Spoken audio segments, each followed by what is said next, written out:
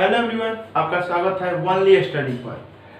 देखिए, कल हम पढ़े थे रिलेशन एंड फंक्शन, सिर्फ कॉन्सेप्ट का बात किए थे कि रिलेशन क्या है, कितने प्रकार के होता है। उसमें ज़्यादा अच्छी तरह से समझा नहीं पाए थे। आज हम उदाहरण पढ़ेंगे। आज इसका उदाहरण है 1 to 6 को उदाहरण है।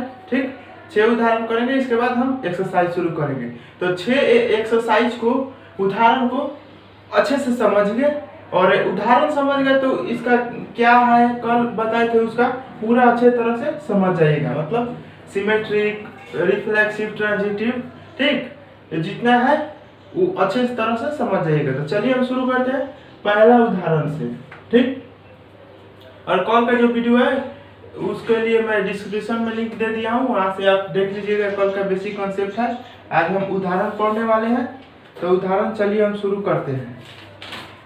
तो पहला उदाहरण है, उदाहरण आप कोशिश करिएगा बुक लेकर बैठिएगा, उदाहरण उसमें देखिएगा और समझिएगा।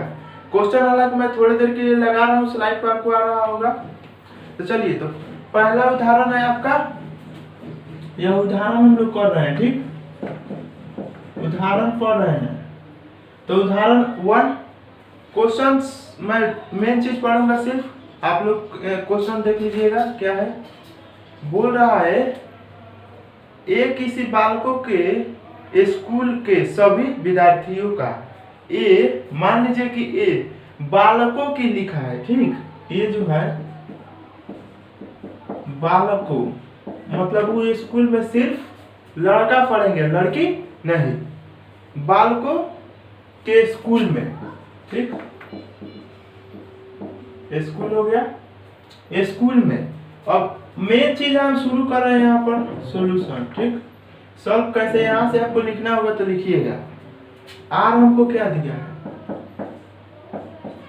ए बी, इसी के बारे में क्या संबंध है, संबंध ही ना चैप्टर है, इसी के बारे में यहाँ पर आपको लिखा होगा। बोल रहा है क्या, ए बी की बहन है, ए बी की बहन है। ठीक है, और बोलना क्या है, ए स्कूल में क्या है, जो ए बी है यह इसी में क्या है, ए बी लड़का बालक है। ये बोल क्या रहा है, ए बी की बहन है। इसी को हमको सिद्ध कर देना है, बताना है कि यह रिक्त संबंध है कि नहीं। तो बताइए, किसी भी लड़का वाले स्कूल में कोई लड़की होगी तभी ना बहन शब्द आएगा है? तो ये बोल रहे ए बी की बहन है, तो ये तो संभव ही नहीं है, क्योंकि पहले ही बोल दिया सवाल में कि ए जो है बालकों के लिए स्कूल है। ठीक है, तो आप लिख सकते हैं, किसी बालकों के स्कूल में, किसी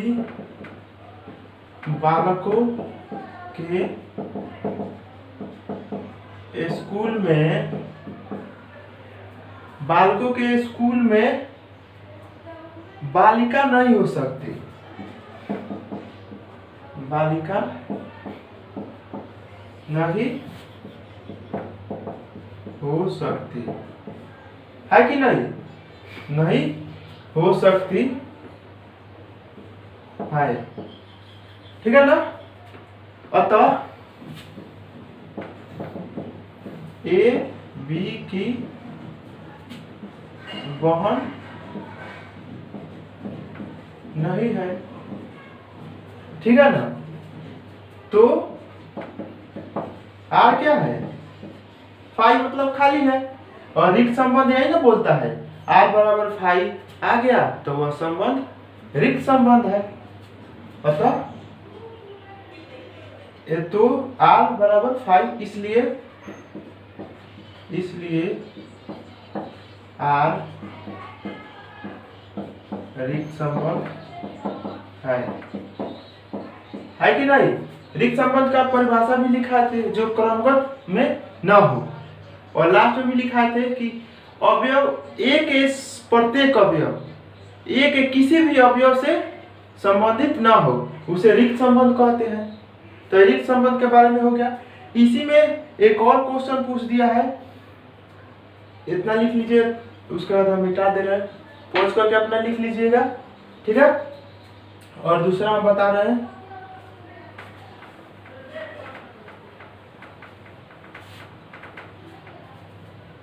उतना लिख और इसके बाद इस सवाल में ही है और पूछा है कि आर डैश, फिर से आर का मान दिया एक, आर डैश बराबर ए बी। बोल क्या रहा है इसके बारे में? बोल रहा है कि ए तथा बी की ऊंचाइयों का अंतर 3 मीटर से कम हो। ए तथा बी की ऊंचाइयों का अंतर 3 मीटर से कम हो, यही ना बोल रहा है। अब यही संबंध हमें देखना है, और अगर इस तरह का संबंध हो रहा है तो मुझे सार्वत्रिक है। और सार्वत्रिक संबंध के बारे में भी बताया था कि ए का प्रत्येक अवयव, ए के प्रत्येक अवयव ए के सभी अवयव से संबंधित हो, उसे सर्वात्रिक संबंध कहते हैं। तो इसके बारे में इसी सवाल में ही दिया हुआ है कि दो बालक है। अब इसी में का पूछ रहा है कि किन्हीं दो बालकों माने ए तथा बी की ऊंचाइयों का अंतर 3 मीटर से कम हो। तो ये दे नहीं दिया तो यहाँ लिख सकते हैं आप, यह अस्पष्ट है कि किन्हीं दो विद्यार्थियों की ऊंचाइयों का अंतर हमेशा 3 मीटर से कम ही होगा।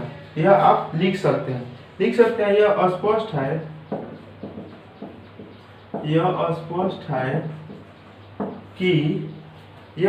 है, कि किन्हीं दो विद्यार्थियों के बीच, दो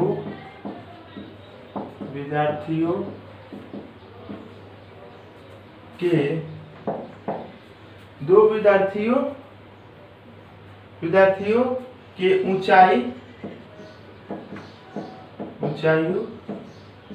का अंतर 3 मीटर से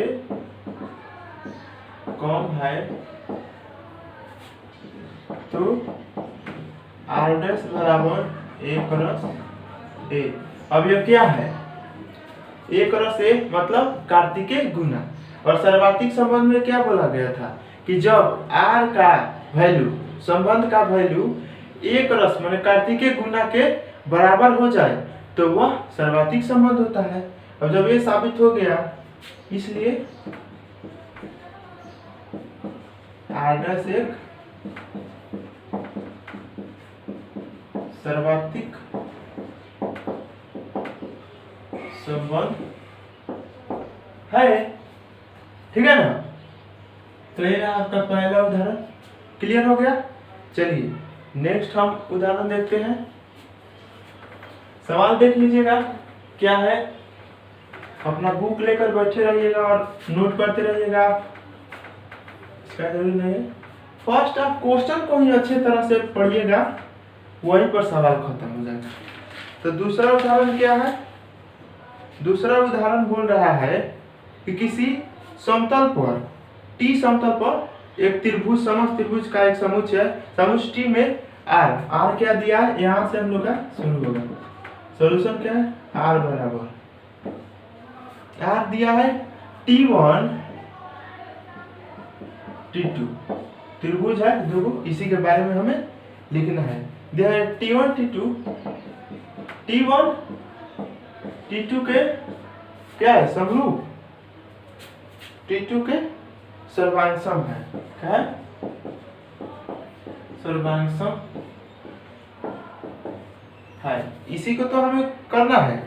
और सिद्ध क्या करना है कि आर एक, यहाँ पर हम लिख दे रहे हैं, इसी को लिख रहे हैं, लिख नहीं रहे, डायरेक्ट लास्ट में लिखेंगे कि सिद्ध क्या करना है कि आर एक तुल्यता है, इसी को सिद्ध करना है। तुल्यता होने के लिए क्या जरूरी है कि आर का जो मान है वो रिफ्लेक्सिव भी होना चाहिए, सिमेट्रिक भी होना चाहिए और ट्रांजिटिव भी होना चाहिए। तो उसी को हम देखेंगे कि कौन कौन सा। तो पहले हम देखते हैं रिफ्लेक्सिव। क्या? रिफ्लेक्सिव, ठीक है, मतलब हिंदी में स्वतुल्य। तो रिफ्लेक्सिव के होने के लिए क्या जरूरी है कि T1 होना चाहिए कि, पहले समझिए, कोई भी त्रिभुज सर्वांगसम कब होता है? जब मान लीजिए 6 है, A5 A4, और इसी तरह का एक और त्रिभुज लीजिएगा, उसका भी मान अगर इतना इतना है, सबका एग्जैक्ट है, इसी पर इसको रखने से पूरा तरह ढक लेगा, तो समझिए कि सर्वांग सम है। तो बताइए T1 जो त्रिभुज है, मान लीजिए कि यह T1 त्रिभुज है, यह खुद के सर्वांग सम होगा कि नहीं? अवश्य है कि यह खुद इसी के ऊपर इसी को रखा जाएगा तो आराम से हो जाएगा कि नहीं? तो आप लिख सकते हैं, हम जानते हैं कि कोई भी त्रिभुज अपने आप को, हम जानते हैं कि कोई भी त्रिभुज खुद के सर्वांग सम होता है। पता है कि नहीं? खुद का सर्वांग सम होता है। इसलिए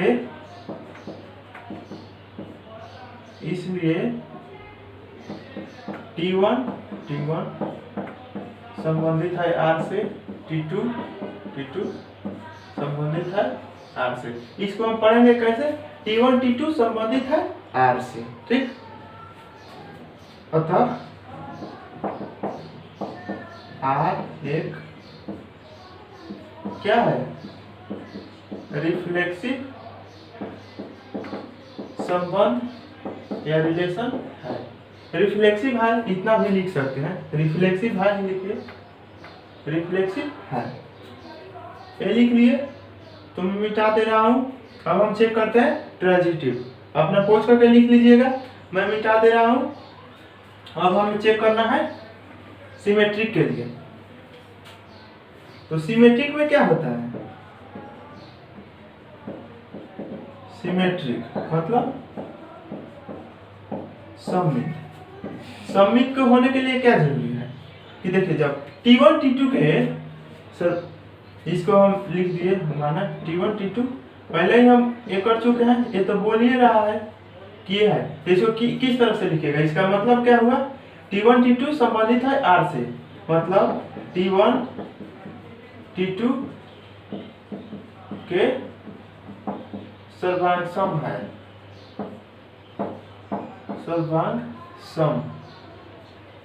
सर्वांग सम है, ठीक। अब जब मान लीजिए हम बोल सकते हैं कि नहीं A बराबर B है, ठीक, तो आप बोलिएगा A बराबर B है, तो इसी को हम बोल सकते हैं कि नहीं कि B बराबर A है।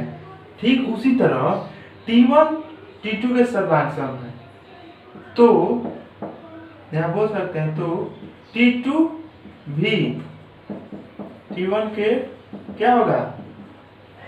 सर्वांग सम होगा। तो इसको किस तरह से लिखिएगा? इसीलिए T1 संबंधित है R से, अतः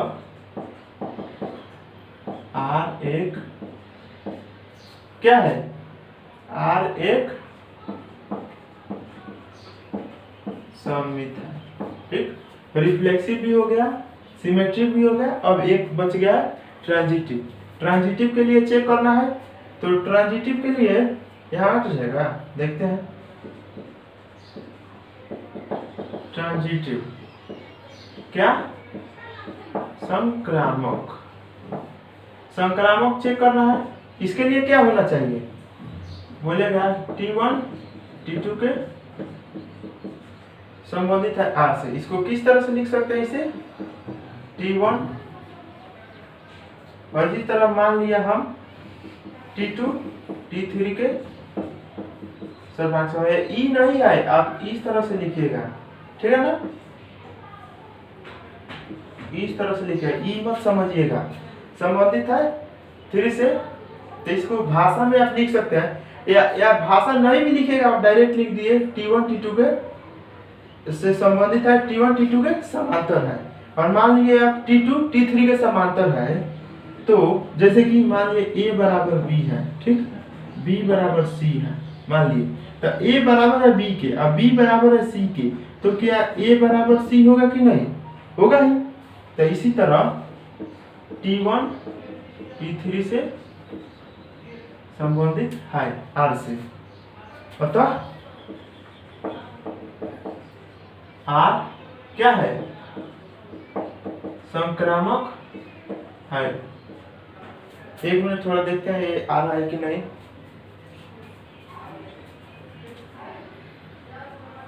एक चीज नहीं है, अतः इसे आप लिख सकते हैं यहाँ भी, अतः R संक्रामक है। तो क्या बोल सकते हैं? तो क्या यह तुल्यता है कि नहीं? जब ये तीनों हो गया तो आप लिख सकते हैं इसलिए ना यहाँ R क्या स्वतुल्य सममित तथा संक्रामक है, इसलिए R तुल्यता रखता है। क्या? अतः आप तुल्यता संबंध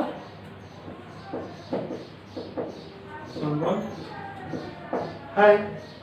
ठीक है, देखते हैं पूरा आ रहा है कि नहीं कैप्चर। पूरा आ रहा है, चलिए तो लिख दीजिए अपना पॉज करके। हम अगला उदाहरण देखते हैं, मिटा दे रहे हैं। चलिए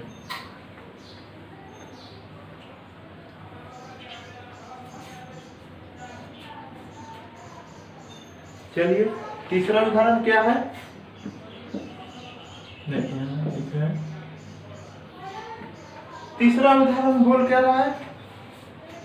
बोल रहा है डायरेक्ट हम आर इसका पढ़ रहे हैं। एल किसी समान समतल में स्थित समस्त रेखाओं का एक समुच्चय तथा आर, आर क्या दिया है? आर से हमें मतलब है, बोल रहा है L1 L2, ये नहीं बोल रहा है L1 L2। अब इसमें संबंध क्या है बोल रहा है? L1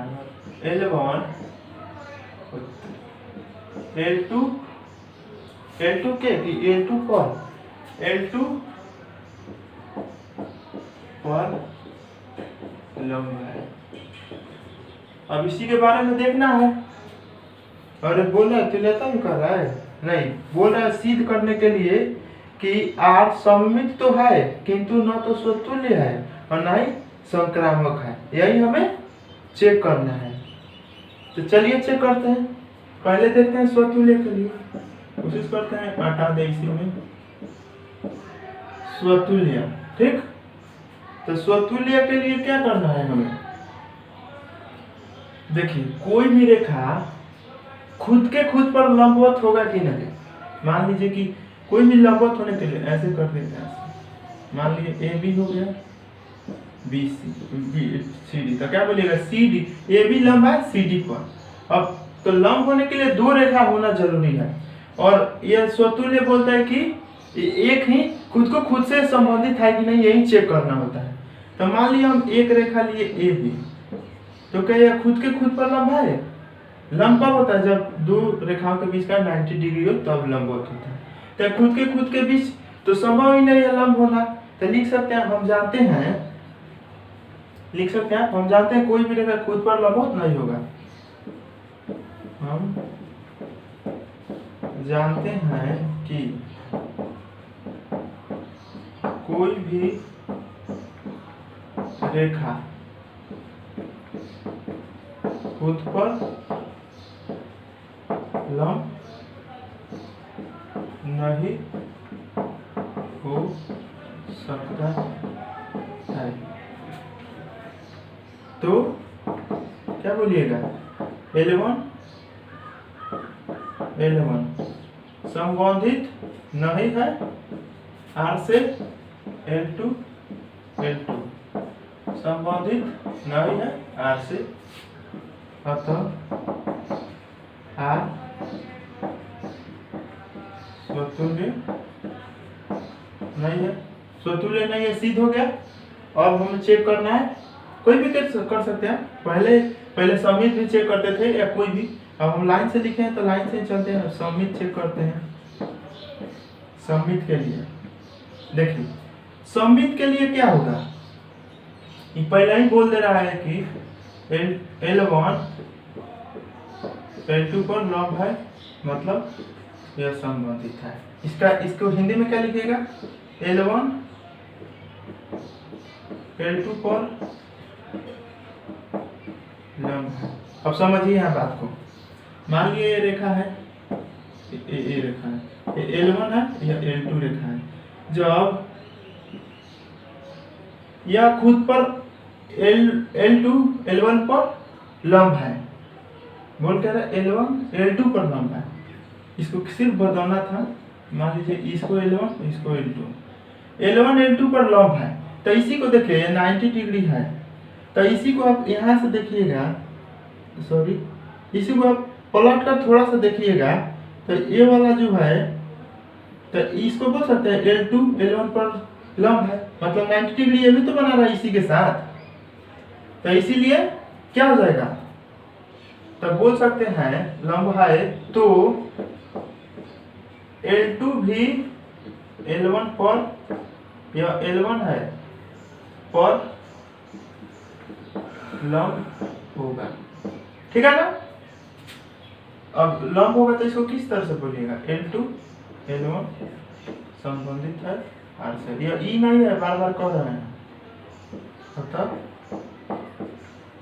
R सममित है, ठीक है ना। लिखिएगा आप लोग, इधर आ जाएगा, इसको छोटा सा कर दे रहे हैं, L2 संबंधित है R से, यहाँ भी दे रहे हैं, देख ले रहे हैं आएगा कि नहीं, आ जाएगा। चलिए अब चेक करना है हमें संक्रामक, तो संक्रामक के लिए क्या करना है, संक्रामक के लिए आप पहले से ही देख चुके हैं कितना क्या क्या हो रहा है, तो मैं डायरेक्ट लिख रहा हूँ L1 L2 संबंधित है R से, L2 L3 संबंधित है R से, मान लिया मैं, माना। इसको किस तरह से लिखिएगा, L1 L2 पर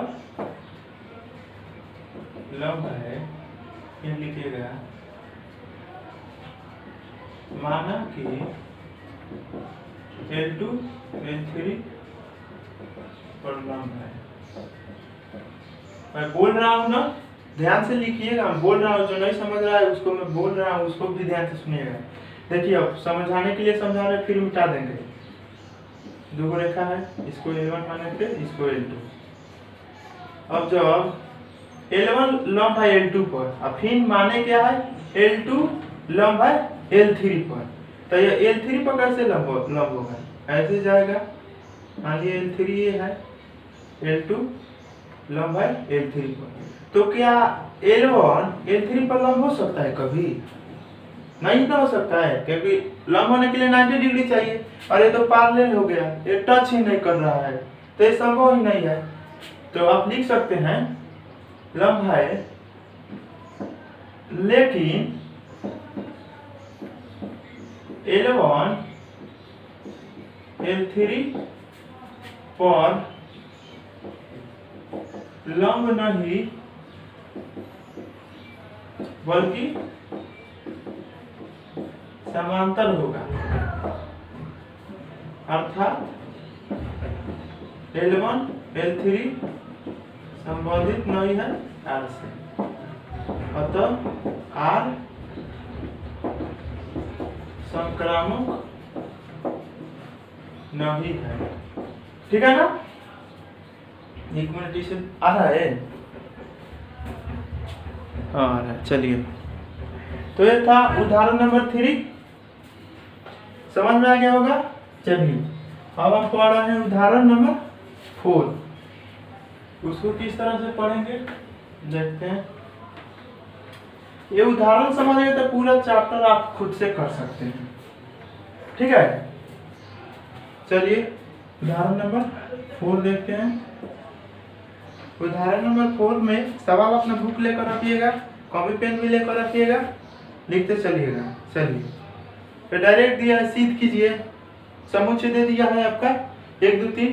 आर क्या दिया है देखिए, समुच्चय ये हम मान ले रहा है 1 2 3 दे दिया है। आर से मतलब है, आर क्या दिया है ये मेन बात है। आर आपको दिया है 1 1 2 2 क्या 3 3 1 3 3 3 1 2 लास्ट है 2 3, ठीक है ना। अब पैरा देखते चलिए, सब दे दिया, इसको लिखने की जरूरत नहीं पड़ेगा आपको, संबंधित है कि नहीं ये देखना है। चलिए तुल्य तक सिद्ध करना है, हाँ नहीं। चलिए स्वतुल्य परंतु न समित है नहीं संक्रामक यही देखना है। तो स्वतुल्य के लिए क्या करना पड़ेगा, चेक करना पड़ेगा इसका कार्तिकेय में का 1 1 है, ठीक है, 2 2 भी है, 3 3 है। इसे आप डायरेक्ट लिख सकते थे 1 2 1 1 2 2 2 3 संबंधित है ऐसे डायरेक्ट, पर मैं अलग अलग लिख दिया हूँ, उससे कोई बात नहीं है। अतः आर स्वतुल्य है कि नहीं, इसी को हमें खोजना था, ये दिया ही है आर में, हो गया स्वतुल्य। अब चेक करना है सममित, मतलब सिमेट्रिक इंग्लिश में। सिमेट्रिक के लिए क्या होना चाहिए देखिए, 1 2 तो दे दिया है, 2 2 भी दे दिया है, पर 2 3 होने चाहिए नहीं, हो तो समझा अपोजिट जस्ट नहीं है, ठीक है ना, समित में ही ना होता है। मान लिए हम 1 2 दिया है कि नहीं,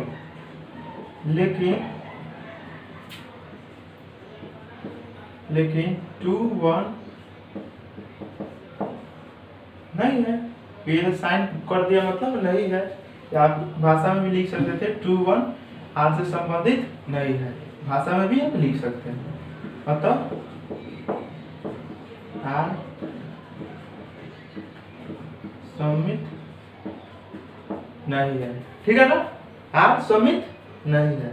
अब संक्रामक के लिए देख लीजिए, संक्रामक के लिए तो पॉसिबल ही नहीं है।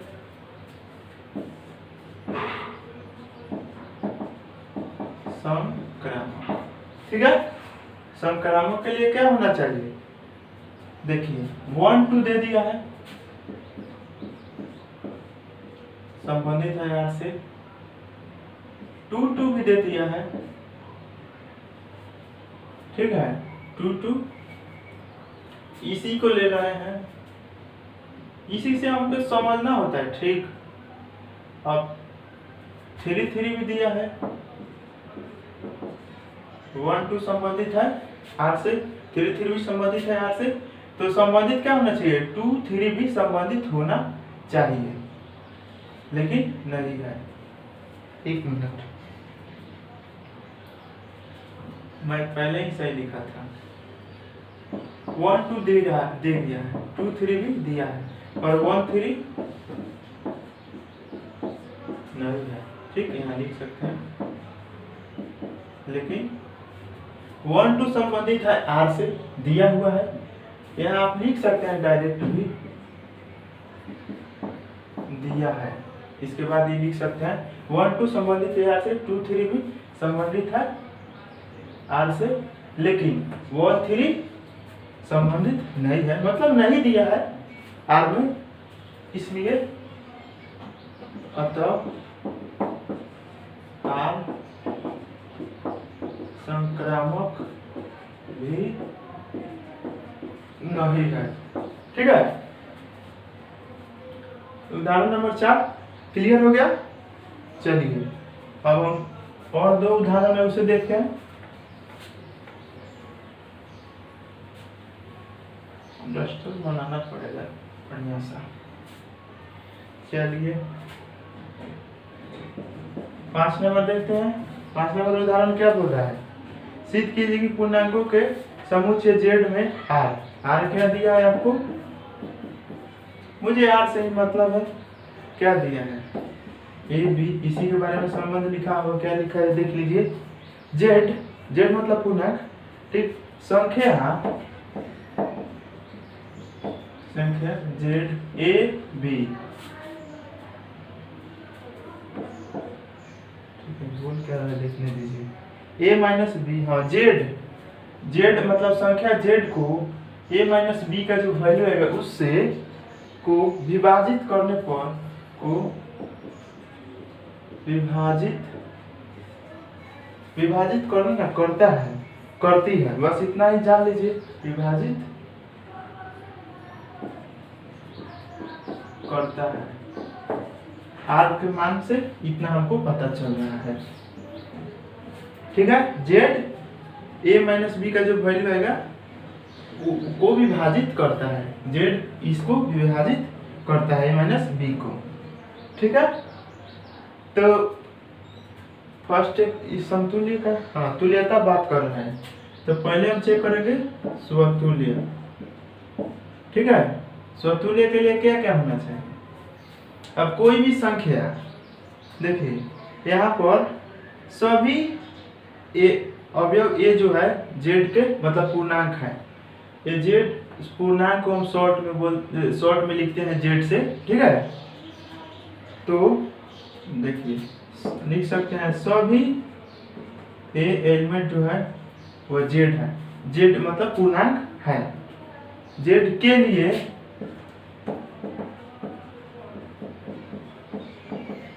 संख्या जेड ए माइनस बी के ए माइनस ए, सॉरी ए माइनस ए हम जेड माने ए जो है एक मान लिए कि हम पूर्णांक है, ठीक, तो जेड ए एलिमेंट संबंधित है जेड, अब के लिए संख्या जेड ए माइनस ए के को विभाजित करती है, को यह है को विभाजित करती है, ठीक है। और जब वो करती है तो मतलब संबंधित हो गया आपका ए संबंधित है आर से, अतः आर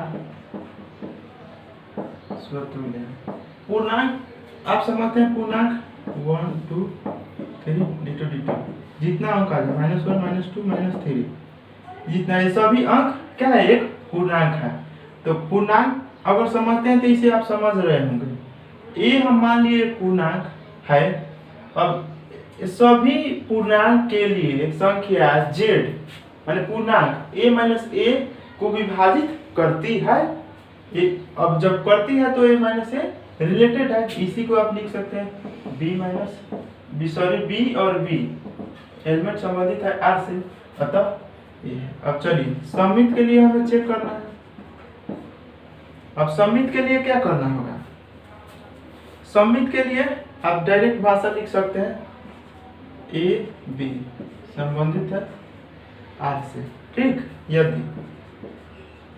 यदि ए बी संबंधित है आर से, इसे किस तरह से लिखिएगा, भाषा में आप लिखिएगा है तो संख्या जेड, इसे मत लिखिएगा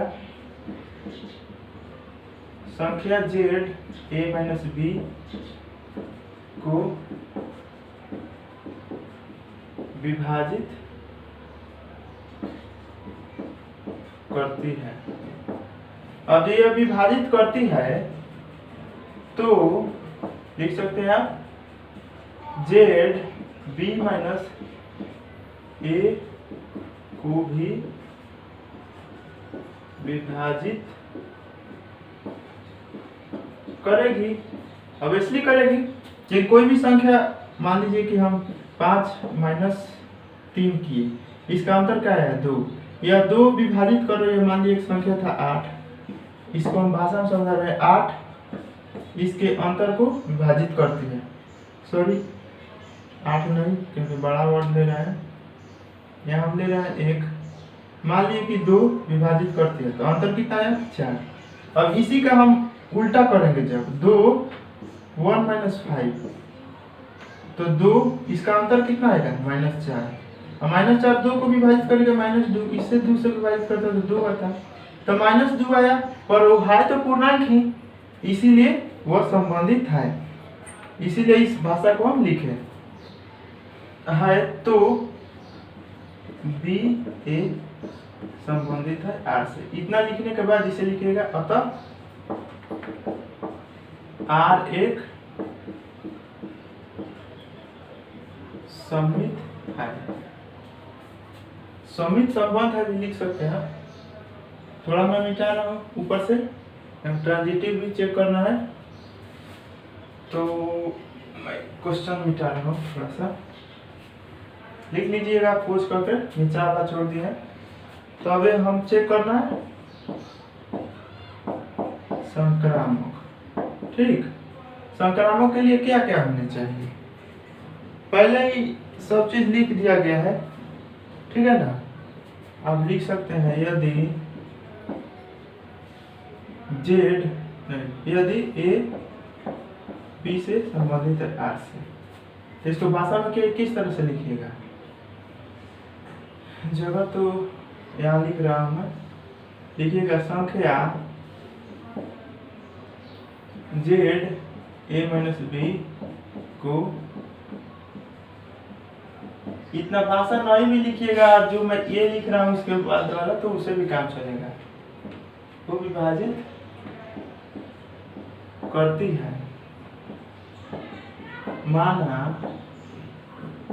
संख्या जेड बी माइनस सी को भी विभाजित करती है। इसको विभाजित करती है मतलब इसे इस रूप में लिखना हो तो क्या करिएगा, बी सी संबंधित है आर से करती है। तो संख्या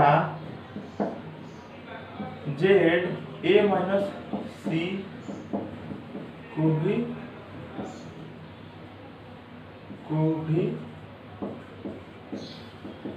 विभाजित करेगी, मतलब इसको रूप में किस तरह से लिखिएगा, ए सी संबंधित है आर से, अतः आर संक्रामक है। और जब ये संक्रामक है तो किस तरह से आप लिख सकते हैं, तुल्यता तो होगा ही, यहाँ लिख दे रहा हूं मैं, यहाँ आर स्वतुल्य सममित तथा संक्रामक है, इसलिए आर क्या होगा, तुल्यता संबंध होगा, ठीक है ना, पूरा आ रहा है। चलिए पूरा है। अब लास्ट बचा है उदाहरण क्लियर करते हैं, इसके बाद हम कल पढ़ेंगे, चैप्टर शुरू करेंगे 1.1 पूरा डिटेल से। अगर उदाहरण समझ गए तो चैप्टर कुछ नहीं है, चैप्टर यूं ही अपने से ही कर दीजिएगा। थोड़ा लंबा है तो कॉपरेट करिएगा आप लोग, ठीक है। सवाल थोड़ी देर के लिए आएगा फिर हट जाएगा, पर आप बुक लेकर बैठिएगा और कलम कापी लेकर बैठिएगा, लिखते रहिएगा आप लोग। चलिए तो क्या दिया है, इसमें 3 क्वेश्चन है इसी में, तो मैं डायरेक्ट सॉल्व पे चलता हूँ। क्या बुक में है दिया है क्वेश्चन में, वो लिखते चला जाऊंगा और समझाते चला जाऊंगा। ये आपका क्या दिया है, ये दे रखा है 1 से 7, क्या 1 2 3 4 5 6 7। आर क्या दिया है, आर दे रखा है ए बी, ठीक। बोल क्या रहा है, ए यहाँ डायरेक्ट लिखा, या तो ए सम है ए तथा बी, या तो ए तथा बी दोनों सम है या विषम, सम है या विषम, ठीक है। या तो सम है या विषम, ठीक। यही आपको आर दिया है। अब इसी से हमें चेक करना होगा, तुल्यता का भी बात कर रहा है, तो पहले हम चेक करते हैं स्वतुल्य के लिए। तो स्वतुल्य में क्या होगा, ए तथा बी दोनों सम है या विषम। अब देखिए दो, खुद ए तो सम है तो खुद सम तो होगा ही, या अगर 3 है या विषम है तो खुद विषम होगा ही। तो इसीलिए आप लिख सकते हैं ए द्वारा ए का प्रदत्त कोई भी अवयव, ए का मतलब ए में जो भी अवयव दिया है, ए का प्रदत्त अवयव ए या तो सम है या विषम है। इसमें का देखिए 1 2 4 6 सम है, 1 3 5 7 या विषम है। ए का प्रदत्त अवयव या तो सम है या विषम। तीसरा तो कोई है नहीं, तीसरा होगा भी तो वो सम या विषम दोनों में से कोई एक होगा। तो इसलिए ए बी संबंधित है आर से, नहीं ए संबंधित है आर से, बी संबंधित है आर से, मतलब आर स्वतुल्य है, ठीक। अब सममित हमें चेक करना है। सममित के लिए क्या करना होगा, ए में ही पहले से ही दिया है ए तथा बी दोनों या तो सम है या विषम, कोई एक मान रहे हैं, मान ए तथा बी माना गया, ये तो है ही, दो में से कोई ही एक होगा। ए तथा बी या तो सम है या विषम है, या तो सम है या विषम, ठीक है। दोनों में से कोई एक है। तो जब हम बोल दिए कि 2, मान लिए कि 2 और 4 सम है, तो इसी को नहीं बोल सकते 4 और 2 भी सम है। तो इसी को आप भाषा में लिख सकते हैं। तो बी तथा ए भी या तो सम है या विषम।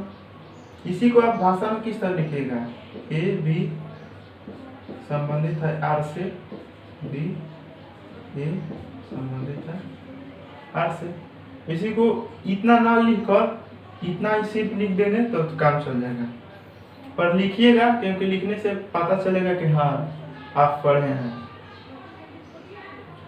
मैं इसी के सामने लिख रहा हूँ, ए बी संबंधित है आर से, तो अब इसके बाद इसे आप लिख सकते थे बी ए संबंधित है आर से। तब आर क्या है,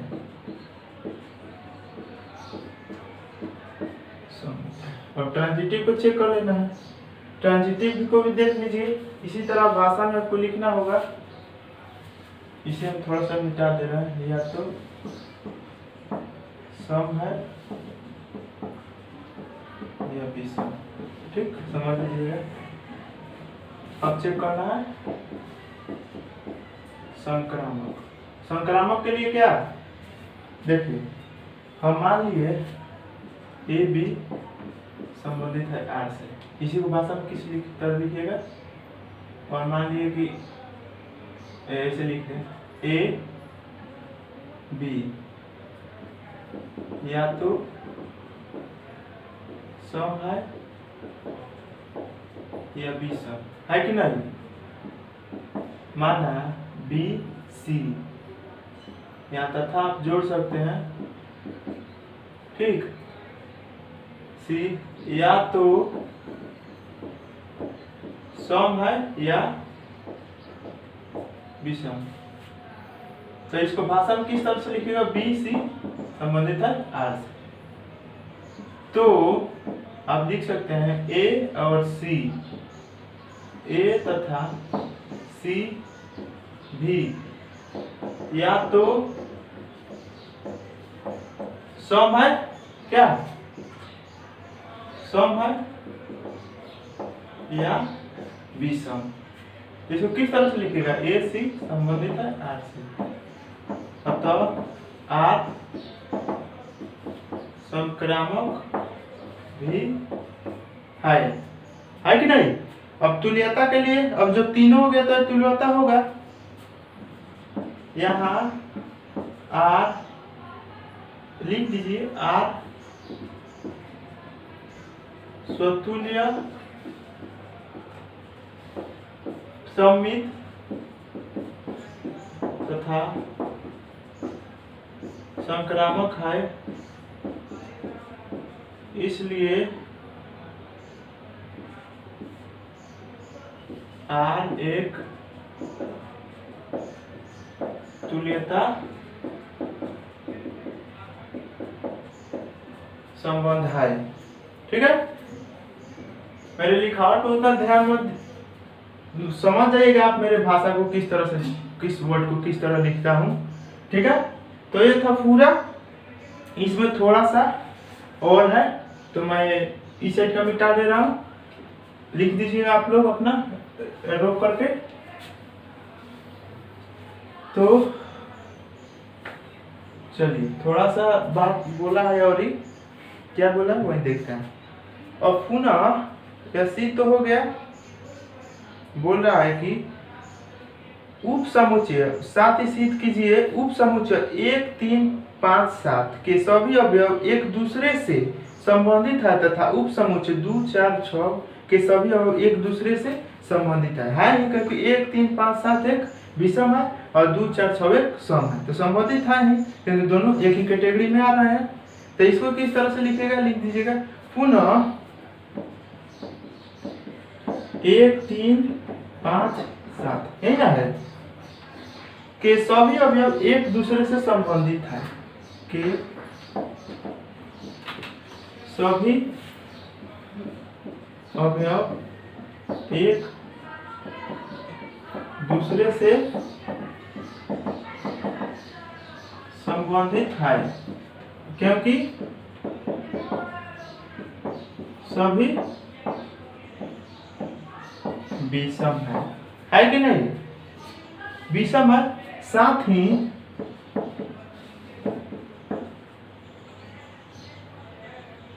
क्या है, 2 2 4 6 2 4 6 भी 2 4 6 के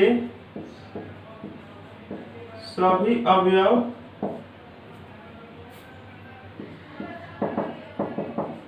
संबंधित है, यहाँ लिख दीजिएगा एक दूसरे से संबंधित है क्योंकि सभी सम है कि नहीं। तो ये तो बात हो गया, लेकिन यही लास्ट में बोलेगा एक दूसरे से संबंधित है, परंतु उप समुच्चय 1 3 5 7 का कोई भी अवयव उप समुच्चय 2 4 6 के किसी भी अवयव से संबंधित नहीं है क्योंकि यह विषम है और सम है। तो इसी को भाषा में लिख दीजिएगा, यहाँ लिख सकते हैं, लेकिन 1 3 5 7 के 1 3 5 7 का